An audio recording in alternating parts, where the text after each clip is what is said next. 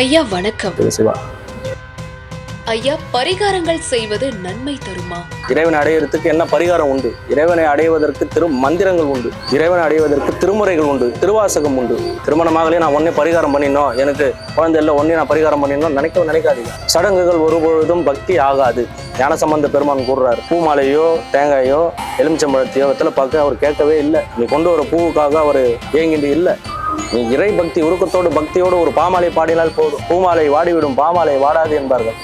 அதுபோல பாமாலைகளை பாடுங்கள், உருக்கத்தோடு பாடுங்கள். ஒரு முறை அல்ல, வாழ்க்கை முழுவதும் திருமுறைகளை பாடுங்கள். உங்களுக்கு வேண்டது எல்லாமே கிடைக்கும். நீங்கள் எதிர்பார்த்த அளவுக்கு எல்லா நிகழ்வுகளும் செய்வார் சாமி. பரிகாரங்களை இரண்டாம் பட்சமாக வைத்துக் கொள்ளுங்கள். ஆனால் வினையேன் அழுதால் உன்னை பெறலாமே என்னாரு. அழுதி நீங்க கேட்கிற ஒவ்வொரு விஷயமும் சுவாமி கிட்ட இருந்து கிடைக்கும். எப்படி குழந்தைகள் தன் தாய் தகப்பனிலிருந்து அழுது ஒவ்வொரு பொருளையும் பெறுறாங்களோ, அது போல நாம் அழுது அவங்க கிட்ட இருந்து இதெல்லாம் பெற்றுக்கணும். நாம் அழுவது உருக்கமான பக்தியா இருக்கணும். நியாயமான கோரிக்கையா இருந்தால் அதை நிச்சயம் சுவாமி செய்வார்.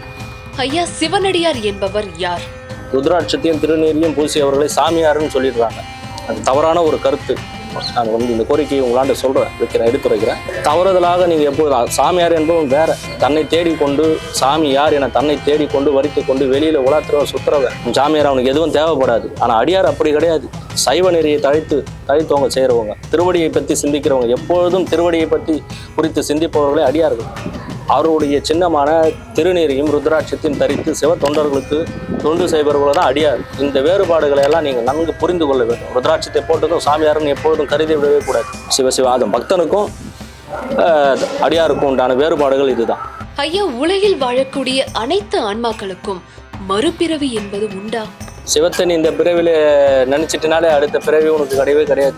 சிவத்தை இந்த பிறவில நீ உணர ஆரம்பிச்சிட்டினாலே அடுத்த பிறவி என்பது உனக்கு இருக்கவே இருக்காது. இந்த உலகத்துல தோன்ற அனைத்து ஜீவராசிகளும் அவரை உணராத போவாது, அவரை தெரிஞ்சுக்காத போவாது. அப்போ அப்படி தெரிஞ்சுக்காத போகுதுன்னா அது தோன்றி வேற ஒரு தோற்றத்துல மீண்டும் வரும். ஏன்னா சிவம் என்பது வெளியில் அண்டத்திலும் உள்ளது, பிண்டத்திலும் உள்ளது. உனக்குள்ளேயே தான் இருக்கிறார் சாமி, வேற எங்குமே இல்லை. நீ அவரை எந்த வகையில தேடுறையோ நாடுறையோ அதன் வகையில் உனக்கு வெளிப்படுவார்.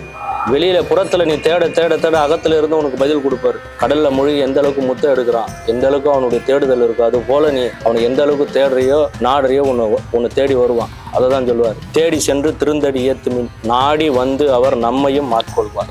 ஆடி பாடி அண்ணாமலை கைத்தொழும் ஓடி போகும் உனது உள்ள வினைகள் எல்லாம். அப்போ அப்பான்னு நீ தேடி போனினா அவர் உனக்கு தேடி வருவார், நாடி வருவார். நீ அவர் தேடலைன்னா எப்பொழுதும் அவர் தெரிஞ்சுக்கவே முடியாது. ஐயா, குரு என்பதன் பொருள் யாது? எல்லோருக்கும் ஒரு குரு தேவைப்படும். அந்த குரு யாரா இருப்பாங்கன்னா அவங்களே குருவா இருக்கணும். இதுதான் சிறப்பு. என்ன இப்படி சொல்றேன்னு நினைக்காதீங்க. உங்களுக்கு நீங்க தான் குரு.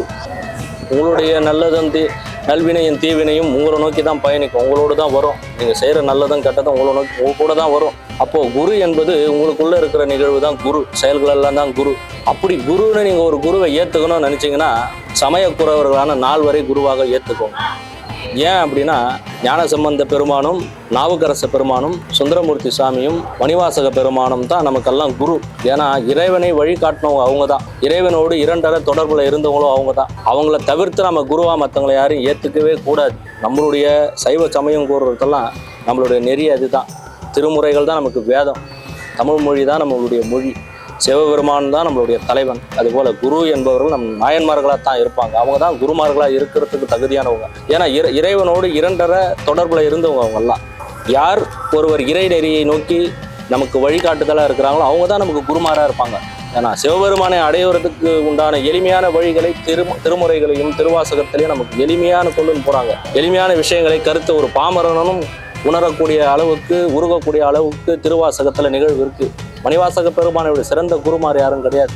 ஏன்னா மணிவாசகருக்கு சிவபெருமானே குருவாக வந்தார். அப்போ நீங்கள் திருமுறைகளை கையில் எடுத்தீங்கன்னா உங்களுக்கு தகுதியான குரு உங்களை தேடி வருவாங்க. உங்களுக்குள்ள இருக்கிற குருவே உங்களுக்கு வெளிப்படுத்துவார். உங்களுக்குள்ள இருக்கிற சாமியை உங்களுக்கு வெளிப்படுத்துவார். அவர் தான் உண்மையான குருவாக இருக்க முடியும். குரு என்பதன் பொருள் யார் ஒருவர் இறைவனை அடைவதற்கான வழி காட்டுதலாக உள்ளாரோ அவரே சிறந்த குருமார். யார் ஒருவர் இந்த பிறவி பிணியில் இருந்து விடுபட்டு இறை முக்தி அடைவதற்கும் இறை ஆனந்தம் பெறுவதற்கு வழிகாட்டுகிறார்களோ அவர்களை சிறந்த குருவாக இருக்க முடியும். அவர்கள் தான் குரு. உங்களுக்கு நீங்களே குரு. சிவாய நம.